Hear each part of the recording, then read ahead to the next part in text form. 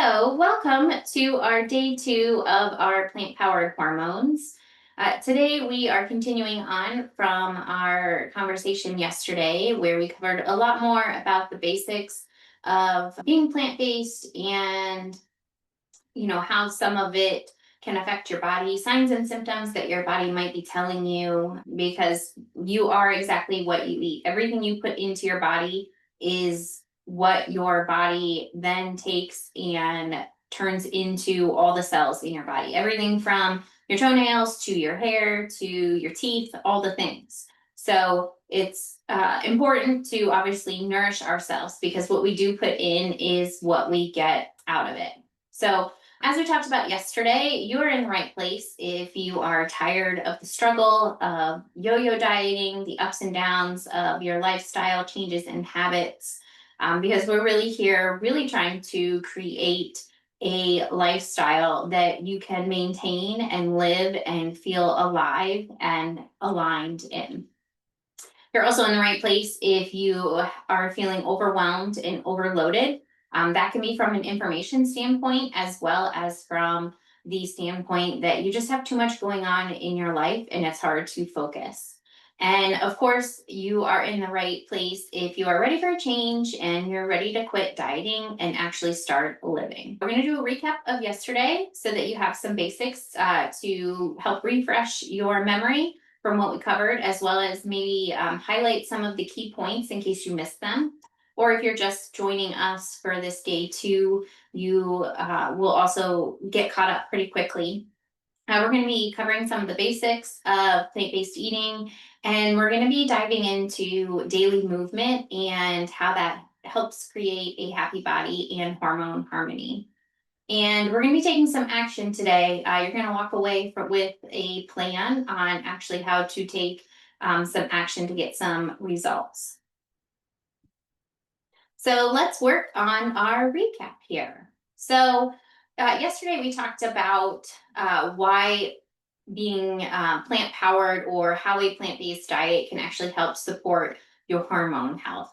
And while there's a vast list, these are some of the things that are sticking out and that are often things that will draw someone to the power of to being plant based, especially when it comes to supporting your health with plant foods. So it helps reduce inflammation, and those are linked to things such as PMS issues, menopause symptoms, and energy dips, as well as supporting your healthy digestion and detoxification.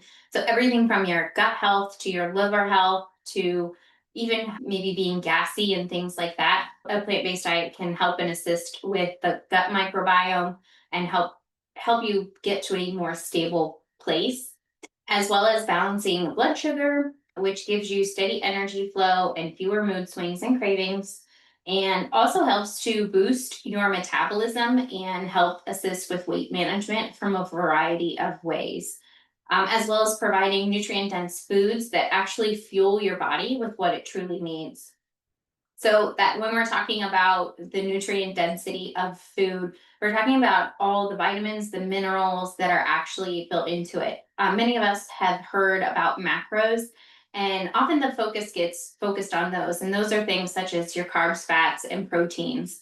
And while those things are a good measure, especially if you have specific goals to work towards, one of the things that's often missing from the conversation is very much around all the vitamins and minerals that your body is getting. And it's best to do your best as much as you can to actually get those vitamins and minerals from a natural whole food source versus taking a vitamin or a pill or some type of supplement, which is really where the focus of a whole food plant-based diet truly is, on getting those things. So when we talk about your overall health, the last slide was a little bit more specific to hormones, but being plant-based for your overall health helps improve your heart health, lowers your risk of chronic conditions, things such as diabetes, high cholesterol, blood pressure issues, inflammation, and even cancers, as well as immune deficiencies. So, autoimmune conditions can also be improved vastly by focusing on a plant based diet. And a plant based diet supports better sleep and your mood, as well as gives you glowing skin, hair, and nails. And one of the most important things that can come from a plant based diet is increased longevity and vitality. One of the things that's often discussed in the plant based world is the difference between health span and lifespan. And the difference specifically there is your health span is actually how long you are healthy and able to live your life in a independent manner, more or less, whereas lifespan is how long you actually live. So that's simply breathing and whatnot. The difference really there is the quality of life.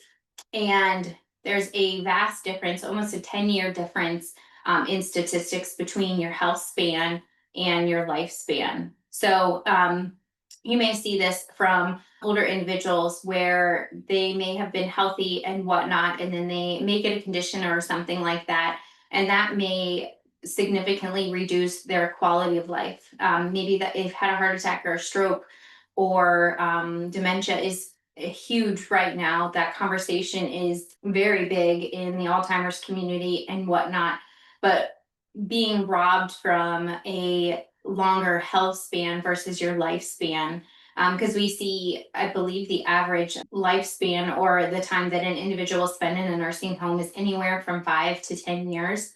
And often that is significantly reducing an individual's quality of life, meaning they're not able to take care of themselves from a cooking, cleaning, taking themselves to the bathroom, maybe walking. And while all of that is part of natural lifespan, doing our best to really help increase that longevity so that we are healthier longer in our lifetime is really, again, one of the huge benefits of focusing more on a plant based diet.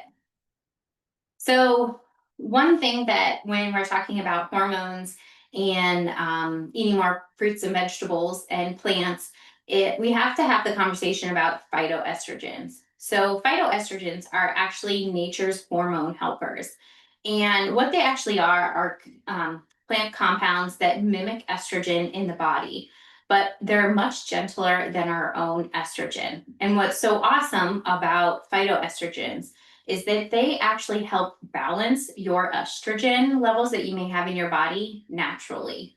So if you are walking around with high estrogen or and whatnot, and you eat a phytoestrogen, it will actually bind to that estrogen and help bring it back down so you're more in balance. So this is something that we are seeing across the perimenopause, menopausal, postmenopausal women, that by consuming more phytoestrogens, you're actually able to help reduce a lot of those menopausal symptoms, everything from your hot flashes to your mood swings to sleeping at night, and even some of that stubborn belly fat that many individuals are finding when they kind of get to that different stage of life. So they're really important to have in your day-to-day life because they really will help balance those things versus trying to increase them and decrease them. And one of the cool things about them is that you can actually get them. Oh, I guess before we talk about that, phytoestrogens actually help your systems. And I've kind of covered this here already, but it helps to reduce your hot flashes and night sweats, balance that estrogen dominance, which, as I was saying before, if you have too much in your system, it will naturally bring it back down to balance, as well as protecting your bone health and your heart health, as well as supporting your mood and brain mental clarity. So where can you get phytoestrogens? So these are some of the top sources that you can add into your day-to-day meals. And even on your weekly levels, you can start to see some significant differences. And those are things such as flax seeds. Now, flax seeds, and that's actually what's pictured there on the screen. Flax seeds, in order for your body to digest them, they actually need to be ground up. So you can do that by chewing, chewing, chewing, and masticating them quite a bit. However, most of us don't chew our food enough, or we put them in something like a smoothie or some, or or we put them in something that we kind of just are swallowing versus chewing. Like, especially if you're putting it, like sprinkling it on maybe a yogurt or an acai bowl or something like that. So you want to make sure you take the time to either ground them, or if you purchase them ground, make sure you store them in the refrigerator and refresh them regularly, because they will go rancid and lose their power. Another wonderful source of phytoestrogens can be found in soy. And these are things such as tofu, tempeh, and miso. So it was thought years ago that soy actually was a cancer causing agent. And even when I worked on the Stress and Immunity Cancer Research Project, that was something that we followed to really avoid the soy. But what we've actually found through science and further studies is that the estrogens that are in soy act as that phytoestrogen, and they're actually shaped differently than your own body's estrogen. So instead of adding to the estrogen in your body, they're actually helping you protect as well as eliminate that extra estrogen that you may have floating in, especially if you're talking about a hormonal cancer. And this is seen both in male and females, as specifically with cancer. So we're talking breast cancer, prostate cancer, those types of things.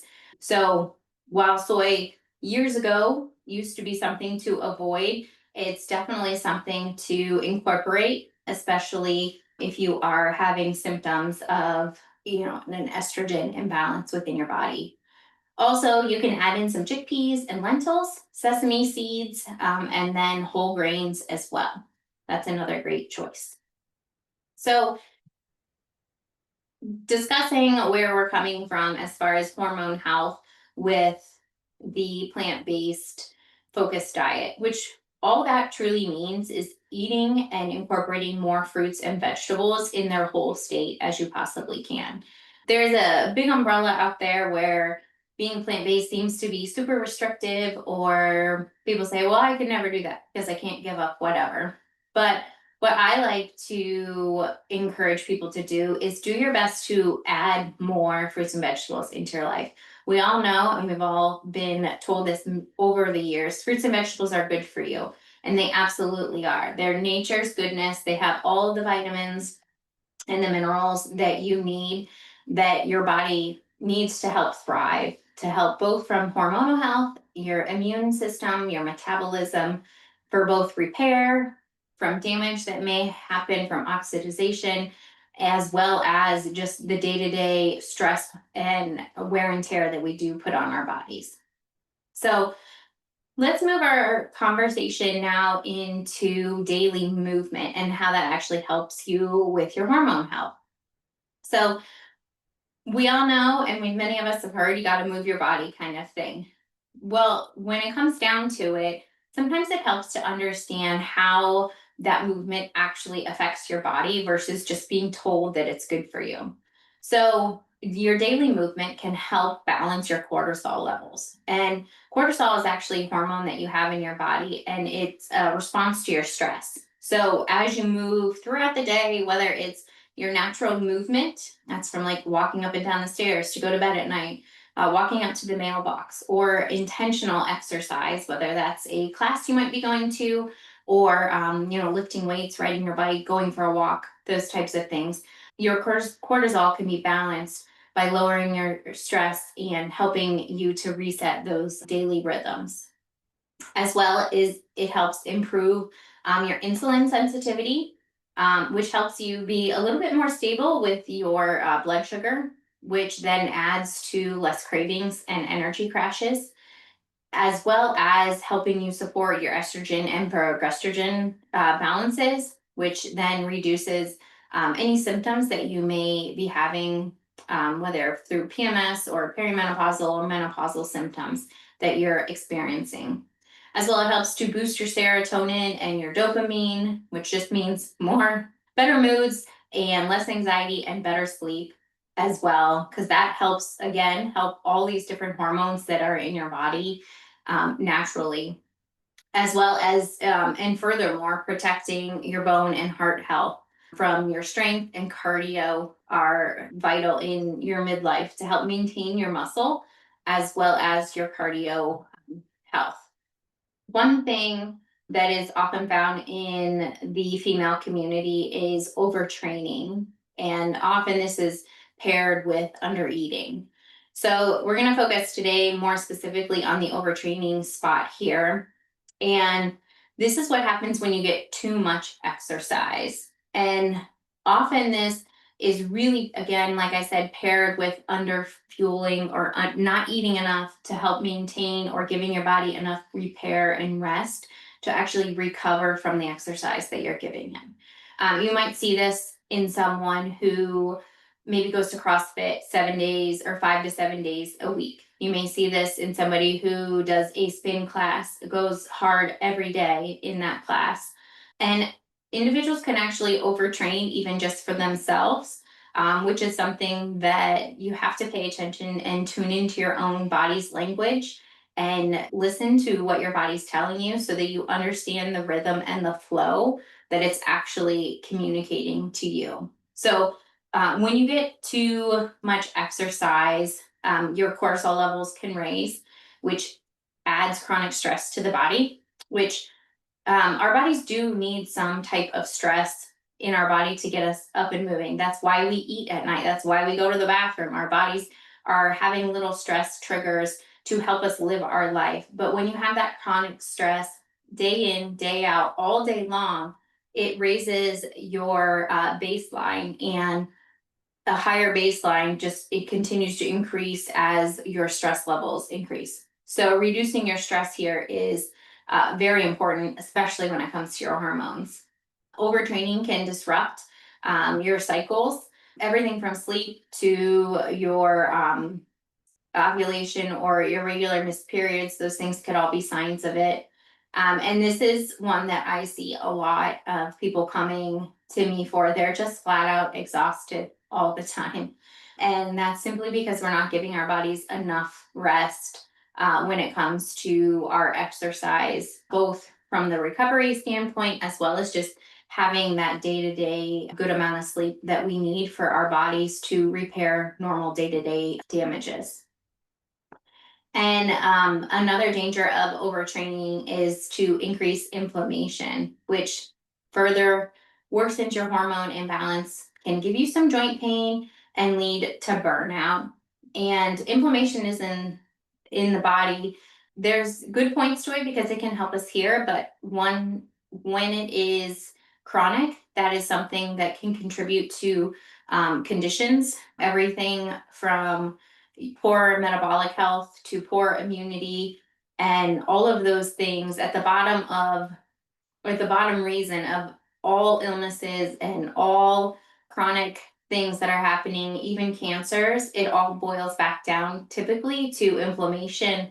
So, this is something that we don't want to bring on more inflammation as much as possible. We want to do our best to naturally reduce that. And overtraining is definitely something that can lead to that. So, how do you combat both the benefits of exercise and plant based eating to really kind of get to that sweet spot? Is a combination of both strength, some cardio, as well as some mobility work, whether that's yoga or any type of stretching. And one of the best ways to do this is to create a consistent routine that works with you and your schedule so that you can actually maintain it. This is one thing that is often challenging for individuals. We talked about that yesterday, having that information to action to result. And if you maybe fall in that bucket number 3, which is kind of inconsistent efforts, sticking with something long enough to actually see the results of it and to continue to maintain it may take longer than you think or have put in your mind that it should. We're so accustomed to quick fixes from marketing campaigns and whatnot, where it's often like, hey, lose 15 pounds in 15 days with this awesome weight loss pill, or slim fast, or any of those things. And all of those quick fixes, they're not designed to help you create the lifestyle. So when you embark and take go down the path of taking a quick fix, you have the boomerang effect where it may work. You may be really good for a certain amount of time, maintaining it for a short amount of time, but then the minute the program is over, you go back to your old ways. And that's because our bodies are not trained, or we aren't educated on how to actually take those things into our real life and actually maintain them. I like to say that there's a focus phase where sometimes we have to be a little bit more focused and intentional on what we're doing to build those habits. But then we also have our lifestyle phase, which is where you can actually live life in the same way as your focus phase, but having moved towards that lifestyle where you truly are and you are becoming that person that you want to be with those healthy habits, that they're just part of your day today.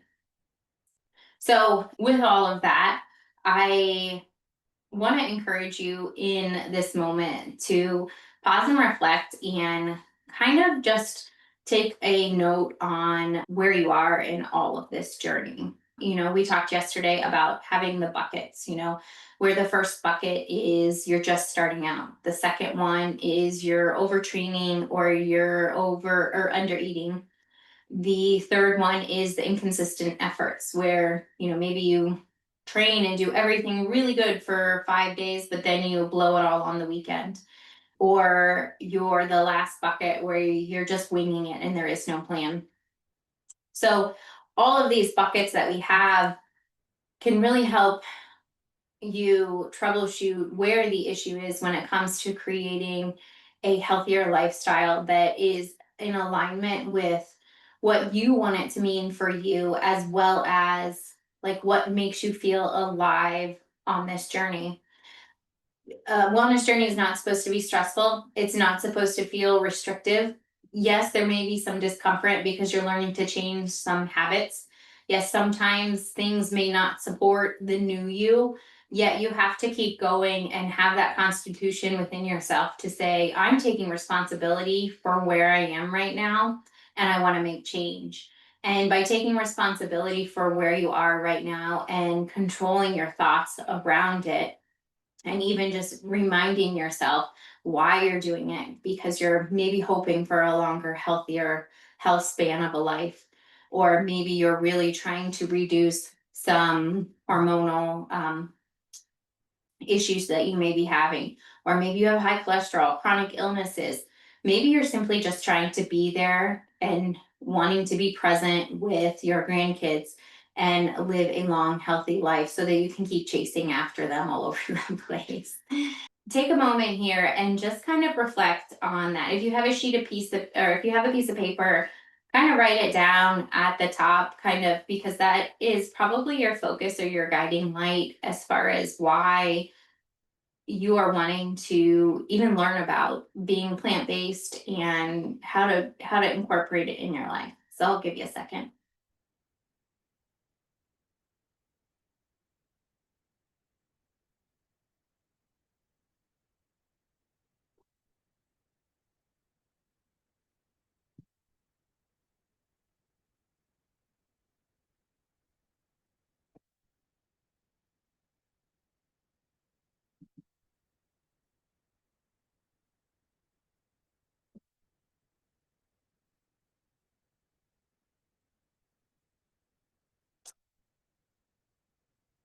So now that you have that kind of as your guiding light or your little bit of a North Star that can kind of help point you in the right direction here. If we start exactly where we are, that's how we make the most progress. Instead of worrying about what we shoulda, coulda, woulda been doing back here, yesterday, last week, last month, last year, all the time behind us, and we take that evaluation to know, okay, where am I right now in my journey? What am I doing really well right now? And what could use some help in those things? So on the same sheet of piece of paper, you can make two columns like what am I doing well and what could use some improvement.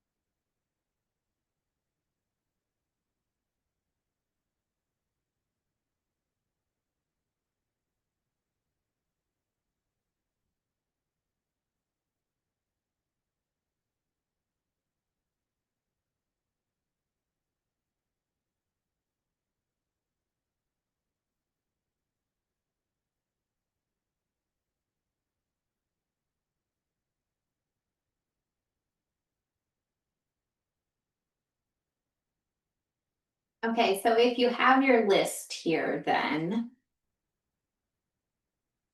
one of the things that we're going to focus on in now is taking all the information that we have and really turning it into action.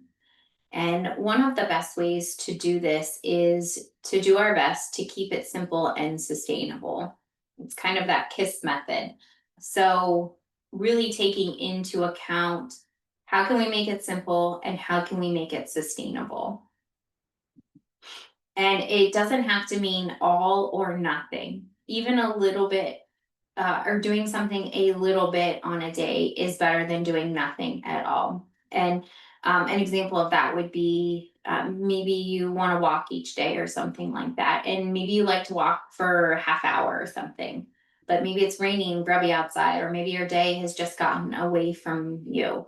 It's better to say, you know what, hey, I'm going to walk down to the mailbox and walk back and count that as my day today as a good thing. It's better both from a mental standpoint as well as that physical standpoint to do something, even if you can't do it all of the way or all the way perfect.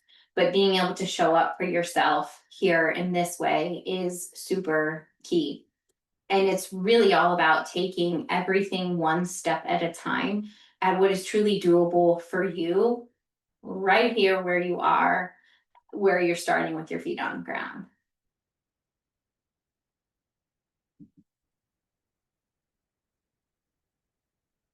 So we really want to focus on what is manageable for you right now. Sometimes that can be a mindset shift where you can just focus on what you can add versus focusing on what you can't have, focusing on one meal at a time or one day at a time, taking it one step at a time, and adding um, or having the little goal of adding more plants to your plate. Like it doesn't always have to be 100%.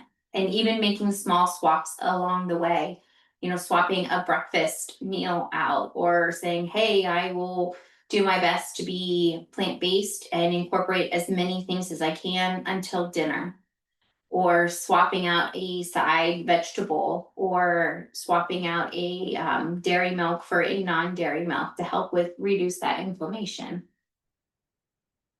It's all about starting where you are and doing what is manageable for you in the moment. So with that, we want to anchor ourselves here with simple staples. So these are things that you can have in your pantry, have on the back of your mind, so that when you catch yourself in these moments, that you can do your best to stay and keep plant powered by leaning on some of these foods. So healthy grains, like things such as a brown rice, quinoa, or even a rolled oat. Proteins, focusing on your beans, your lentils, your tofu, your tempeh, as well as your veggies, as many leafy green vegetables that you can get in you on a daily basis. The more, the better. But if you can get one green leafy lettuce in and that's all you can do, that's all you can manage for right now, again, that's better than nothing. As well as healthy fats, so things like your avocados, nuts, and seeds, doing your best to avoid those processed oils. So really just focusing on what positive swaps can you make throughout your day and continuing to challenge yourself as you move forward to do a little bit better each day, and not being so hard on yourself if there comes the time where you realize that, oh geez, I thought this was a good option for me, and then maybe you've read the label again and there's something in there you're trying to avoid. Just being kind and easy with yourself in that way so that you don't debilitate yourself and be really hard on yourself and make it unattainable, because that ideal of perfection is really hard to attain and can really, really hold you back. And then the other piece to the food here, when we're talking about supporting our hormones, is focusing on that daily movement. So, doing it again in that KISS method, keeping it as simple and sustainable as possible for where you are right now. You don't have to spend an hour in the gym every day. Everything from your walks to yoga, stretching, lifting weights, it all counts. the biggest piece here is that consistency is better than having a huge intense workout or a program that you can't keep up with. It's really important to stick to what is manageable for where you are right now so that you actually do it.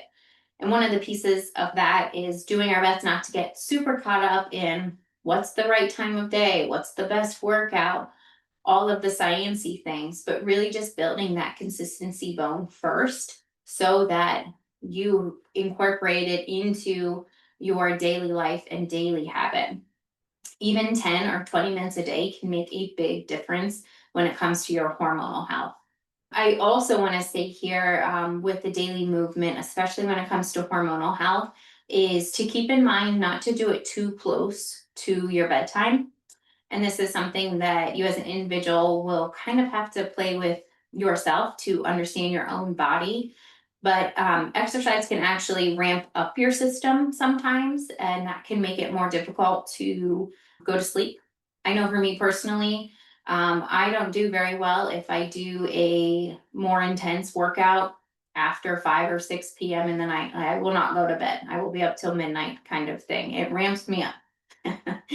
So being mindful of that can be really big for your own hormonal and your own circadian rhythms and your own habits that you're trying to build. I know that for me, I can go for a walk even after I put my kids to bed, and like at 9 o'clock at night, I can still go for a casual walk around the neighborhood in the summer when it's light out and still go to bed at a decent time without it amping me up. And that will support my system because it actually de-stresses me. So really being mindful of that, where that same walk could really be enough to amp somebody else up. So being mindful of how your body is responding to all the things and all the little shifts and changes you are making along the way too. So again, we have to start exactly where we are to get to our results. But more importantly, we actually have to take the actions to get the results. We can't just put a plan together and then not actually do that. So what we're going to work on next is your massive action plan, or your MAP, because the knowledge is power, but what will actually cause the transformation is actually doing the thing you said you would, taking the action, taking responsibility for what it is that you are wanting to change in your life and moving along that way. So a massive action plan is very specific steps so that it's very clear and very doable for you. It helps you build sustainable routines because we really focus on small steps to get big results, because all the little steps we take compound along the way. And we focus on SMART goals to help keep you on track. Now, SMART goals, this acronym has been around for some time, so you may be familiar with it. But in case you're not, it's one of the tools that you can use to actually build and help achieve the goals that you set for yourself. So a SMART goal is a very specific goal that is measurable, achievable, realistic, and timely. So to pause here and just expand upon this a little bit more, a SMART goal is very specific. It is goal oriented and action oriented. So it could be, I'll get into examples later. I don't want to go down too much of that. I just want to keep explaining. So a SMART goal is very specific. It's able to be measured on some type of scale. So it's either I did it or I didn't do it, or it can be measured some way. It has to be achievable and attainable. So this is something that I find a lot of women, as well as myself, kind of setting really big goals, and they're maybe not actually achievable or attainable. And the rest of the acronym kind of will explain why, because are they realistic and are they timely? So meaning, if I set a goal, can I actually achieve it in the time that I'm allowing myself? And more importantly, me as an individual, is this a realistic goal for me right now in my life? This could be something like, if I wanted to lose 100 pounds. Do you think it's realistic and achievable for me to probably lose 100 pounds in 3 months? Probably not, right? It didn't take me 3 months to put that 100 pounds on, right? Yet that's often a goal that we set for ourselves or somewhere on those parameters. So, doing our best to make sure that our goals are specific, that we can measure them, which helps gives us some framework. So, we're not always just winging it, making sure that they're achievable, realistic, and timely. What we're going to do now is we're going to actually work through making your own map. So we're going to start here with our first action step. So if you were using a piece of paper, you can use the same one or grab a new one. And we'll kind of refer back to what you wrote across the top of that page here as we move along as well. But if you want to start on a new piece of paper, that's perfectly fine. So our first step here is just across the top of it, you can write goals. And then I want you to kind of like brain dump all of your goals. And these don't have to be specific to your diet or your exercise or anything like that. If we remember, we're talking about our whole picture, about our whole self. So this can be everything from career to your home life, retirement, etc., all of that. So just take some time and brain dump those things there. And I'll watch the clock for you.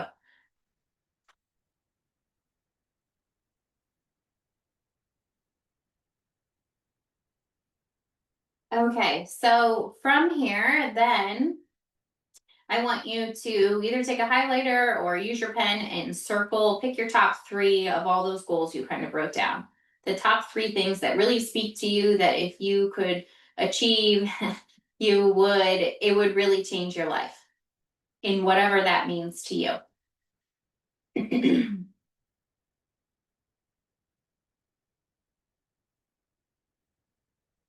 And then next here, I want you to divide your paper in 3 vertical columns. And across each one of those columns, you will put one of the 3 goals that you highlighted of your top 3. And then from here, under those each goals, focus on one at a time here. But I want you to brain dump all the things that you could do to achieve that goal. So let's say the goal was to lose that 100 pounds. What are all the things that you could do right now to start working on that goal? Brain dump all those things. Okay. And then from here, I want you to pick one item from that action list per goal that you really feel that if you could just do this one thing, that things would really turn around for you. Okay, so now that we have that one action item per each goal, let's take a look at it and go back to our SMART goal acronym. So going through each one of these action items, seeing how we can transform this action item that you've come up into the goal. Let's say I want to lose 100 pounds in the next year. From that, I listed out all my action items, like maybe daily walks, clean up my diet, drink more water, get better sleep, etc. And then the action item that I chose in my example here will be to go for daily walks. So go for daily walks now becomes my focus goal and not necessarily to lose the 100 pounds. The go for a walk every day is what I can be very specific about. I can measure it because I either did it or I didn't do it. It's achievable most days. So maybe I need to rein that in and say, I'll do 6 days. Is it realistic? Can I actually go for a walk every day, 6 days a week? For me, that's very manageable. For some people, maybe not so much, and that's okay. You have to be realistic. It's better to be realistic with yourself and say, I'm going to start easy with myself because I'm not doing anything right now. And I'm going to say, if I can go for 2 walks in the week, that's going to be a win for me. And then moving on, can I actually achieve this in the time frame that I've set aside?